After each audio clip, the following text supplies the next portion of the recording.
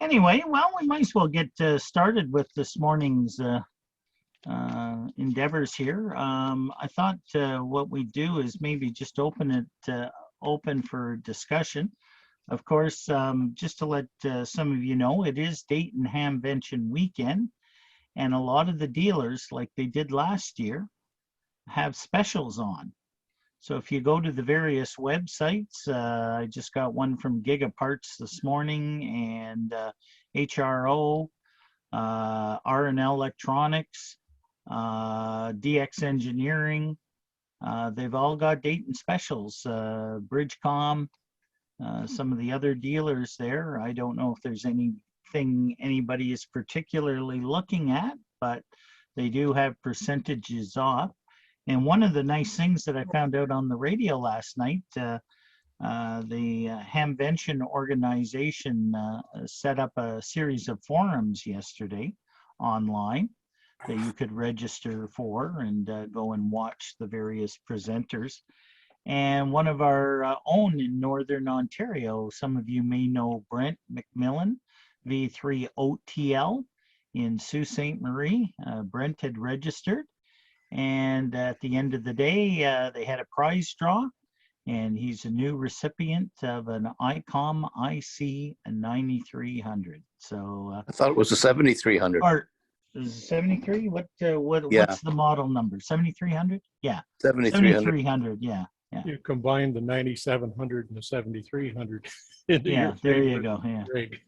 So he's got a 97. I was talking to him. He checked in on the GStarNet last night, and he said, yeah, he said, I was sitting there watching, and all of a sudden they were doing the prize draw, and V3 came up, and then OTL, and anyway, he was quite. So that's nice. See Canadian winning the thing, and anyway, so now he's got a brand new IC 7300 coming his way. So that's pretty exciting.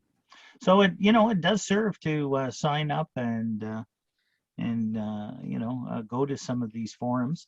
Next weekend, just to let you know, on Saturday is the YouTubers Bunch online video conference.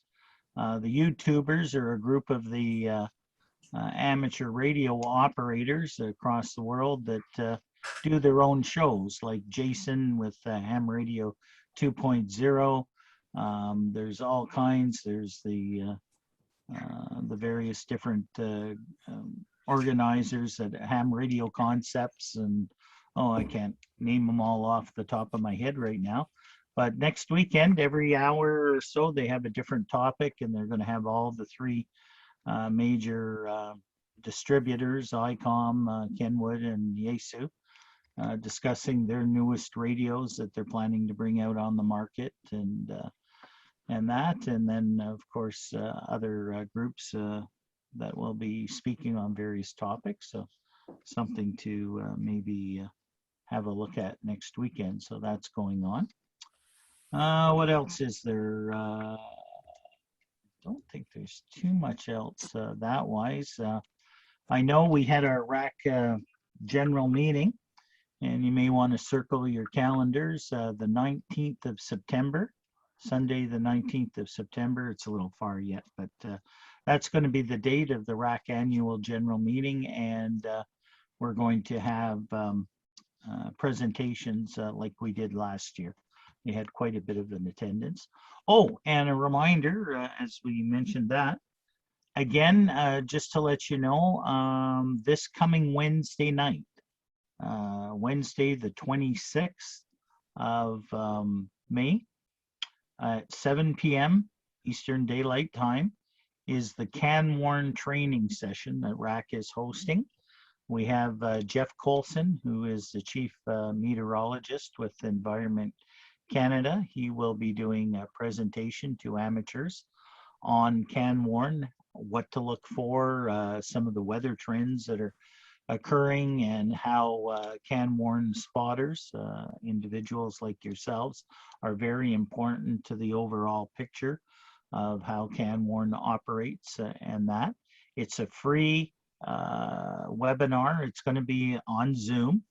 What you need to do is go to the RAC website at www.rac.ca if you haven't already registered. If you're free on Wednesday night to do it, it's kind of a good night because other than Lou's net that she hosts, there's not really much going on. And hers is early at 6:30, so hopefully, around 7 o'clock, the majority will be finished by then. And yeah, it's if you're free for an hour or two, I'd highly recommend it, especially if you haven't had the CanWarn training. It's a real eye opener, and nice thing, you don't have to leave or go anywhere. You can sit down, enjoy a cup of coffee, and watch that after supper, and be part of that. And of course, I think they'll open it up to questions and answers. And I'm surprised, Al, that it's not full. I believe there was a limit of 400 people in that, wasn't there? well, yeah, like I haven't been there lately. I was talking to Jason Tremblay, who's our community services officer for RAC there 2 nights ago. And he said we're well over 300. So there may be still a few open spots, but we'll see how it goes. So yeah, it's nice to see that type of response for sure, Ted. So absolutely. So Screens to look at. yeah. So anyway, having said that, what are we? We're up to 25 now, so we've got a few more people. Welcome, John RQ. Nice to see you this week. And who's the next gentleman? GEDEYC. I don't recognize. That's good eye. Sounds like it's from Chuck. Australia. No, it's Oh, Chuck with Chuck VE3SGK. That's just Oh. the reason I'm using my company laptop, so that's my last name and first initial on there. okay, wonderful. Well, welcome aboard, and nice to thank see you. Richard in there. Haven't seen you for a while, Richard. Hope you're keeping well. We are. We have our own little Kitchener breakfast club called the Angel Club that meets at 9 o'clock. And, we overdo it. We're sometimes going to 11:30, 12. So lately I've tried to get out of it around 10-ish. But I really appreciate being able to listen, and well done. All right. Well, great to have you aboard. We appreciate the input. As a matter of fact, just to let everybody know, in case you're interested, indeed, and some of the things that we've done here with the Manitoulin Club is that I guess word has gotten out about our group, not only across Ontario, but across Canada. As you know, we have members that we've invited in from other areas, and word of mouth. The amateur radio community is a small community in itself, and people talk, and words got out that the Manitoulin group have a Saturday morning Zoom every single week. A lot of clubs have monthly meetings, right? They only meet once a month, and that with it. But we meet every single, and the numbers have been relatively steady. Some clubs have started a Zoom and it's dropped off, and they haven't continued. And I think one of our formulas in keeping it interesting is the diversity that we do have on our groups, because we bring in different speakers and different topics, and people ask questions, and it's opened up, and we can talk with one another, and it's kind of an interesting formula that seems to be working, at least for our club. And one of the things I've started to do is some of you have taken the classes. RAC, as you know, do the online courses for both the basic and the advanced amateur exams. And if people call me up to do the online examinations with it, of course, I don't charge anything for taking the exams with anybody.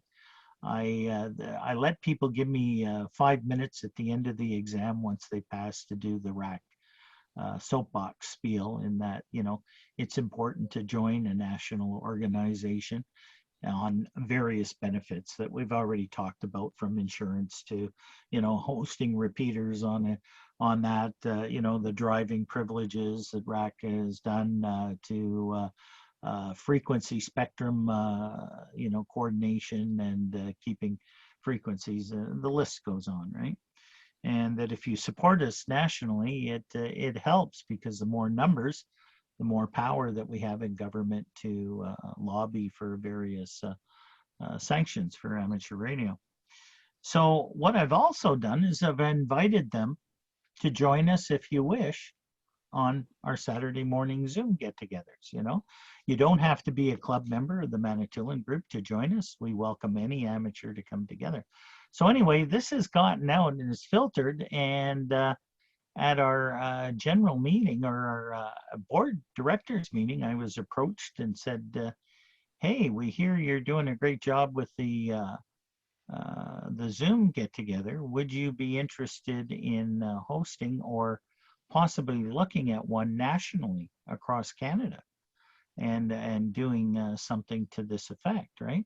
They said, what you've done with your club is truly amazing, because what you also do is you back it up not only with a Facebook account, but you also back it up with a YouTube channel, and that with it. And this is something that we at RAC have been trying to do, for a number of years. And he says, the directors and the president said, it sounds like your formula seems to be working quite nicely, and would you like to share that with it? So we're in talks about possibly doing that, and that they want me to write an article about our group for the TCA, and what we've done as a club, and put together various things, and encourage further activity, because I can see, and I mentioned it before, as a lot of you know, when we can all open up and get together for breakfast and meet for field day and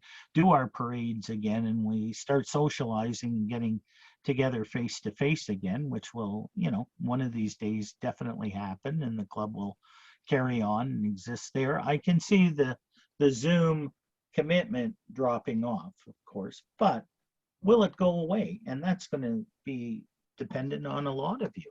A lot of you live far away and can't get to Manitoulin all the time.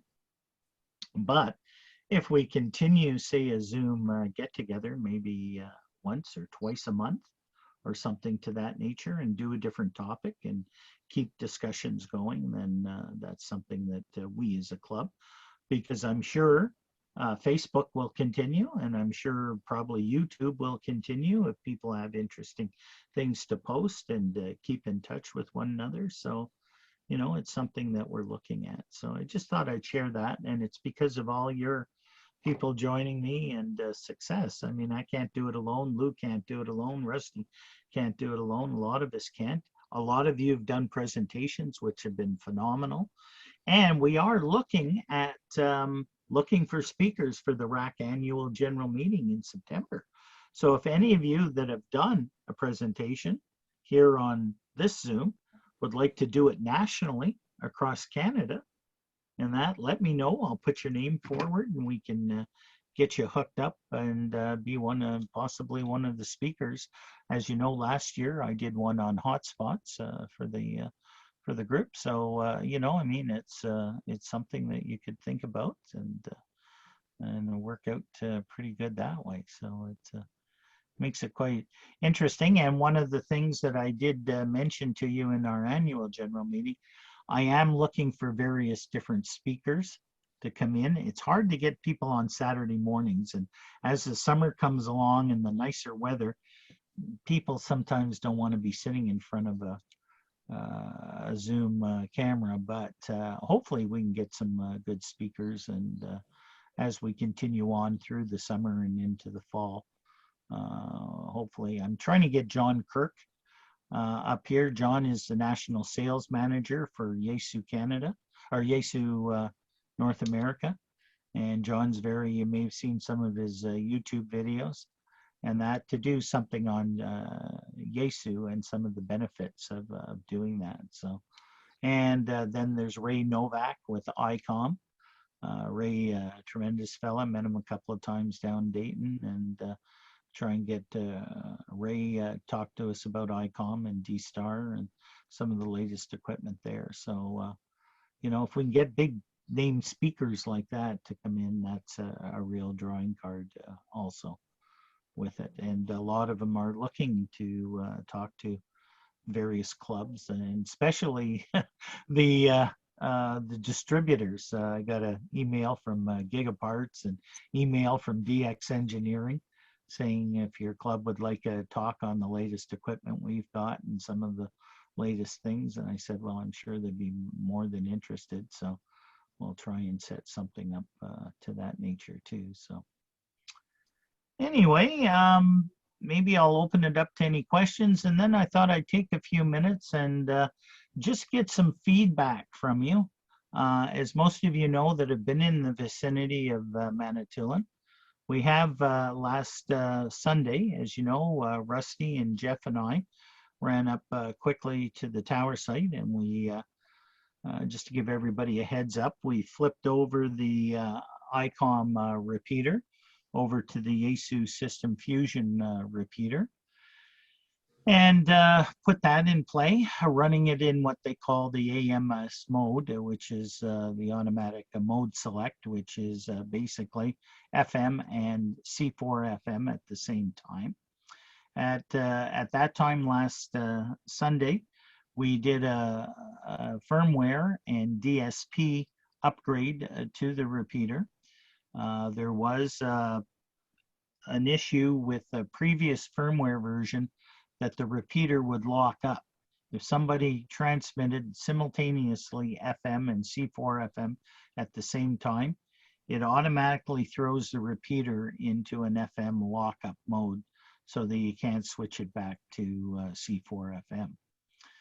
So figuring Eugene and the Elliott Lake Club had that issue with their repeater, the V3 TOP repeater, and Eugene went up and took the repeater, did a firmware upgrade, put it back in, and it's been working perfectly ever since.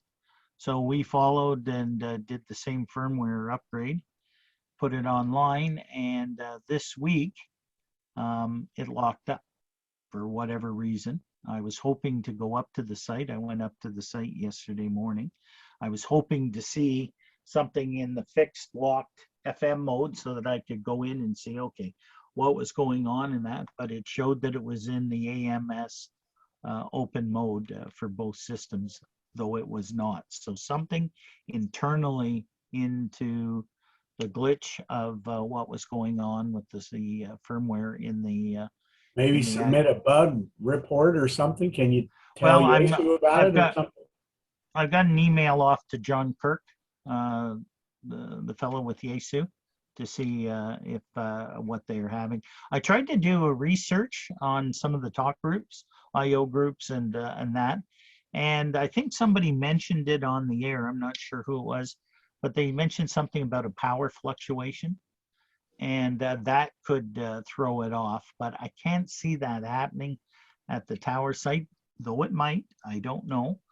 We do have battery backup so that if the hydro does go off, it's automatically. Yeah, but it has to get down to a certain level. Well, it And does. see, the Yaesu's plugged into the AC mains too, but yeah, and I don't know where it would switch over or something though. I don't know. It's Yeah. also Look plugged into in. a Foghorn situation, like Foghorn switches it over. Foghorn locks up your repeater. The foghorn, yeah. Isn't- Well, that could be. Who knows? We got to get rid of that foghorn, right? Is Bob? the repeater, Oh, Ted? are both repeaters plugged into UPS boxes? UPS. Uninterruptible power supply. No. Oh, well, there you go. Well, Susceptible to power glitches then. well, Well, yes and no. They're both plugged in. The DC is plugged into a battery, okay? But the battery is being floated by the power supply. Okay, so as soon as the hydro goes off, power supply is shut down and it's fed through off the 12-volt battery.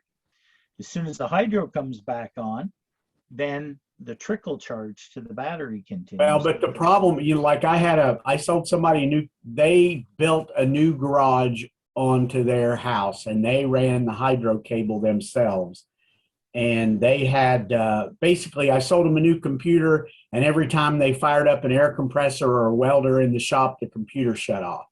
And I went over there with my voltmeter, and even when everything was good, they barely had over 100 volts AC there. And when they kicked on a welder or something, it dropped down to 90 some volts or something, and the computer shut off. So I thought, okay, I'm going to be smart and I'm going to put a UPS on it. Well, the UPS didn't do anything because the voltage didn't get low enough for the UPS to turn on. It just, the computer shut off before the UPS turned on, basically.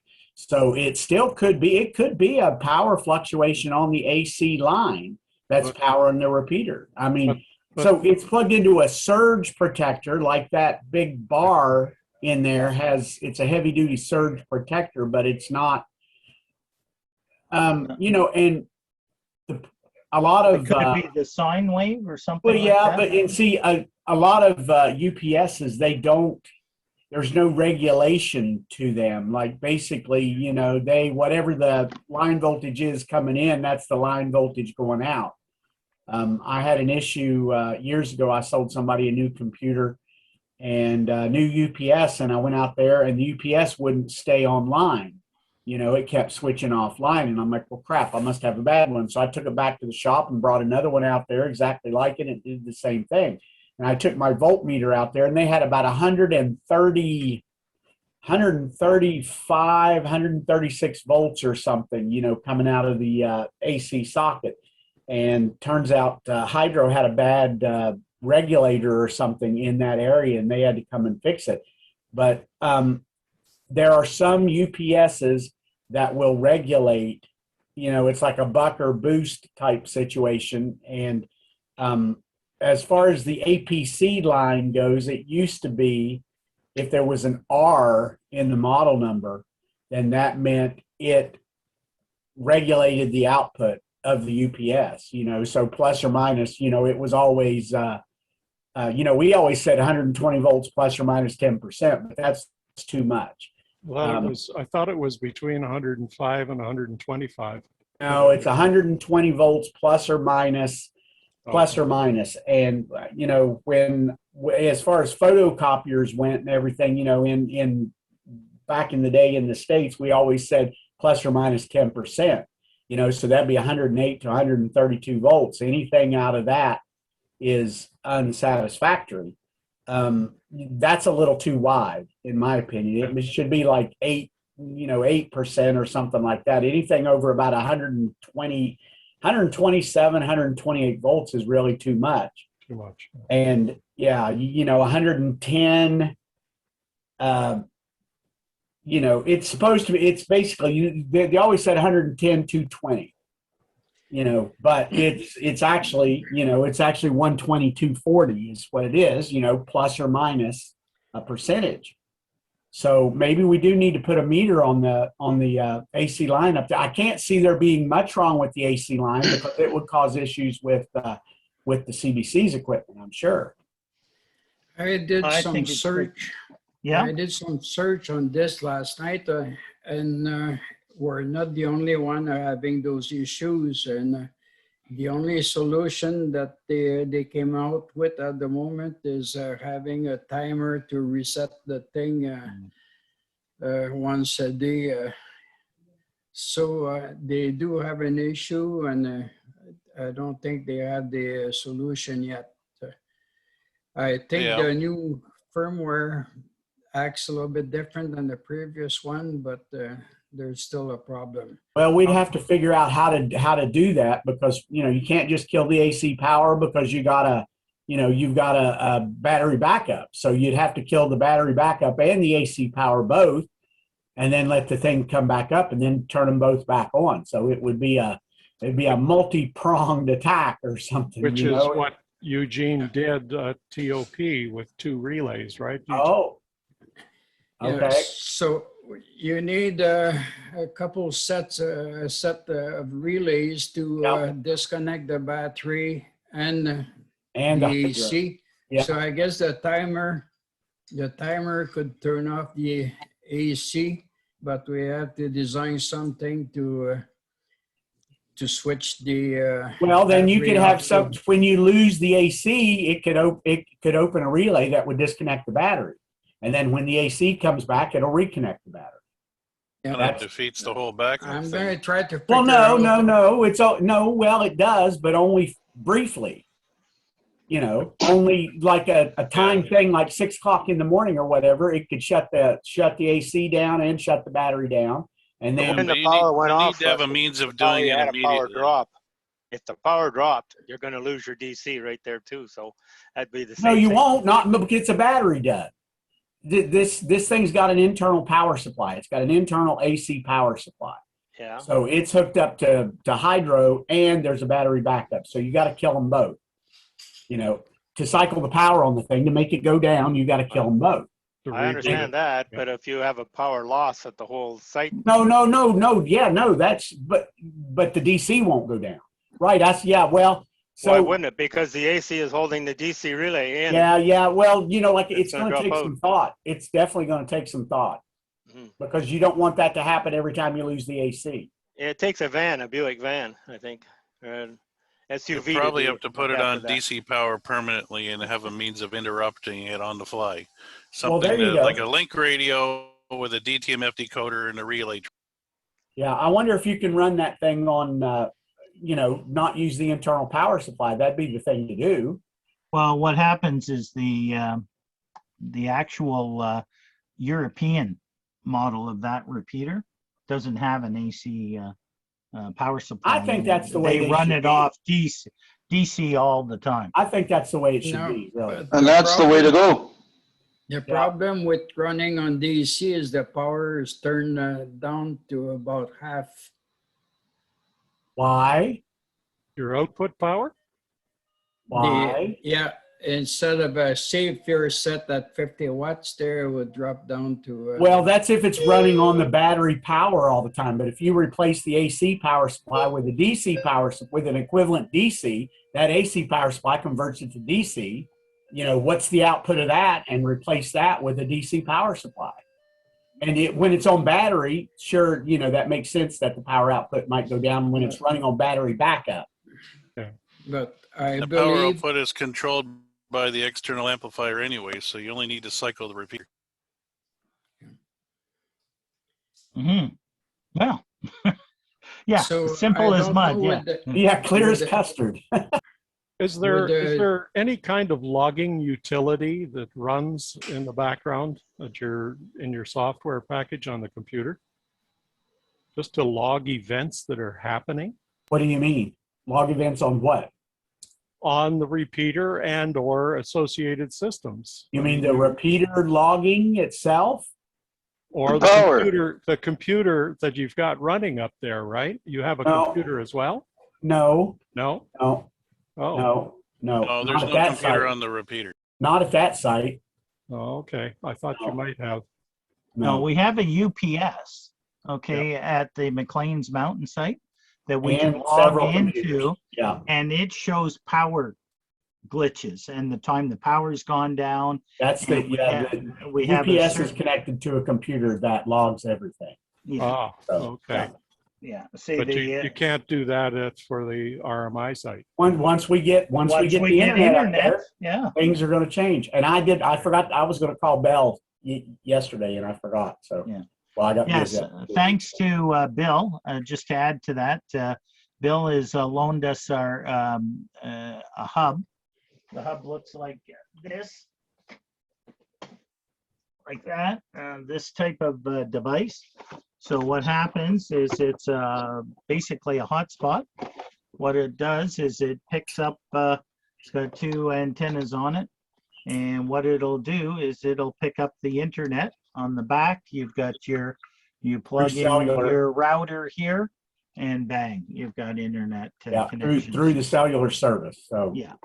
Yeah. So we're going to, that's the next thing on our list of to-dos and checks and so then And we that would- need a UPS and some kind of a computer there. Well, we are going to do like an Astra system or something Yeah. up there. And, Using a which hotspot. computer, that's the D-Star computer that logs all that, isn't it? Is the Yeah, the Yes, UPS at McLean's Mountain is connected to the D-Star computer. that is correct. And they're running different programs in the background. on Right. that. And that D-Star computer is it's a It's Linux box, is it not? It's Linux? It's running Linux, but Yeah. it's a Dell Optiplex. It's like computer. CentOS. Something like that, yeah. Yeah. Well, it's running the G3 software, which is whatever the Linux stuff is, but it's running beside it. But there's nothing that we can't put it on one of the Pi boxes. And John, while you're on here, what is just to run the minimum? What do we need to run a All-Star Link? Is a Raspberry Pi 2, 3, or 4 required? Well, I would say a 3 or a 4, and you need the URI. Yeah. That's pretty much it. Okay. Well, we've got the URI. Yeah. So we'll just have to get a Raspberry Pi 3B or something. The other thing I was going to say about the Fusion machines, I've observed various machines down this neck of the woods having the issue of when it comes time to CWID and so many keys up at the same time, that appears to lock it up.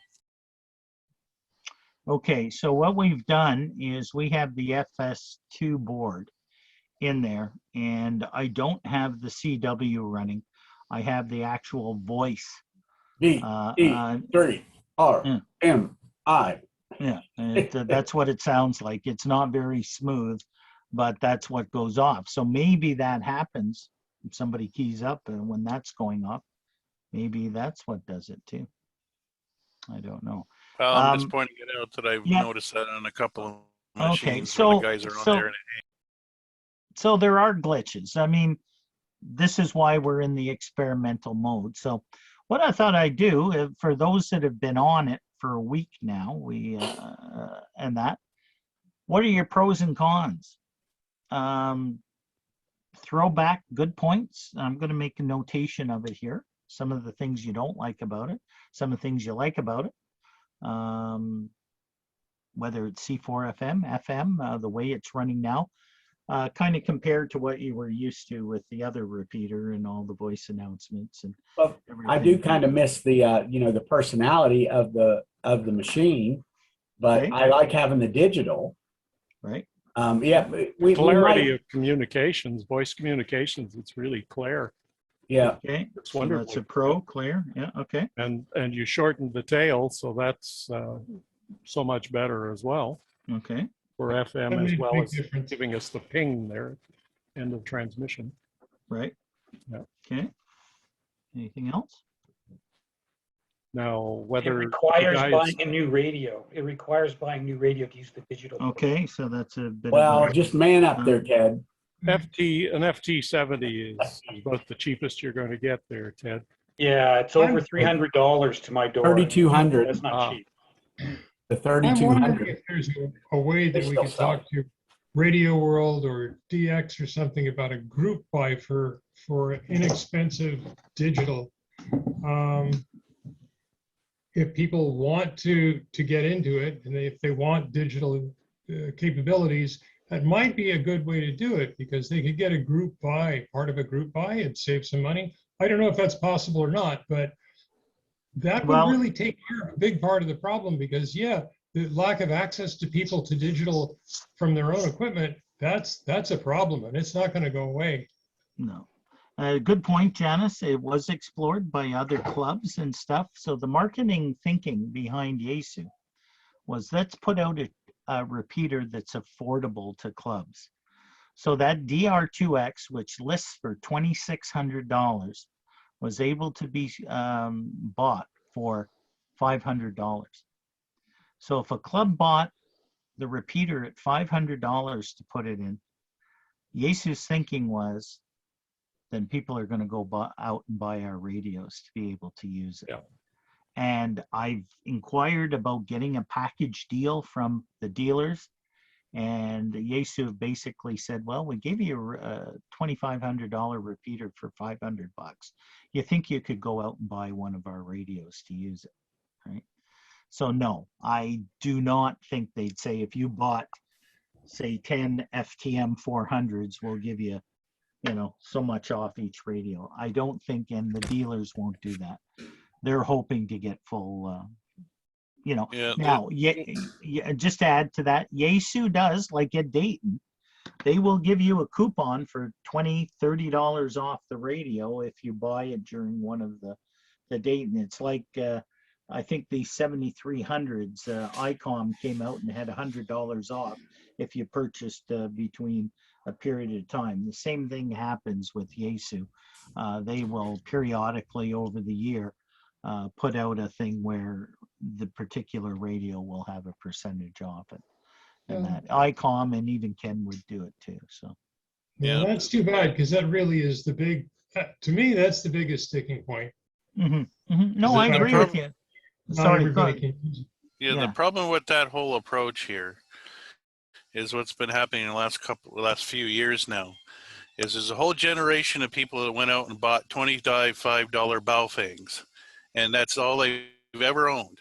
And I can tell you 10 million times how I've heard somebody on the radio say, I will never spend $100 for a dual band radio. It's way too expensive. So when it comes to these kind of radios, and we had the same thing about They're in the D-Star wrong hobby, man. 10 years ago, 20, whatever it was, said the same thing. I'm not going to spend $600 for, you know, one of these radios when, you know, $500 to $600 was a good deal for a good dual band radio. And then ever since the Baofangs came out, they're not willing to spend more than $100. So if those guys aren't willing to spend $100, they're not going to spend $500 for a digital. Yeah. No, and that's the thing. And, you know, Why both?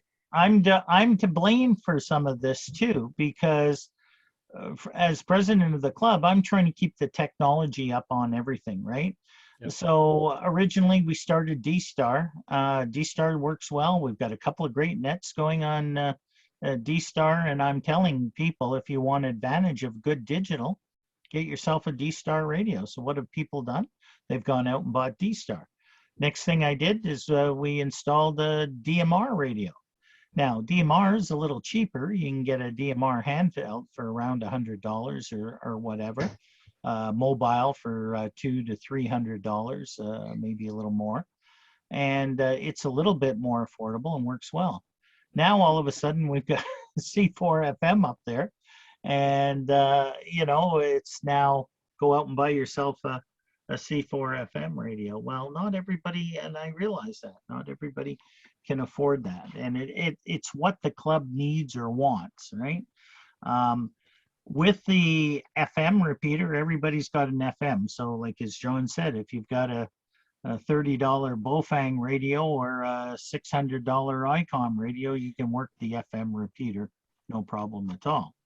If you want to take full advantage, and some of you that have been and seen the difference now that we're on the antenna and we've got the range, especially the guys in Sudbury, you know, that have been out there, and maybe I'll let them speak to it, Bill, and we've got Dennis and a few others from what they've been hearing the FM, and now all of a sudden we flipped over to C4 FM, how they're experiencing it, and the same with the gang in Elliott Lake too.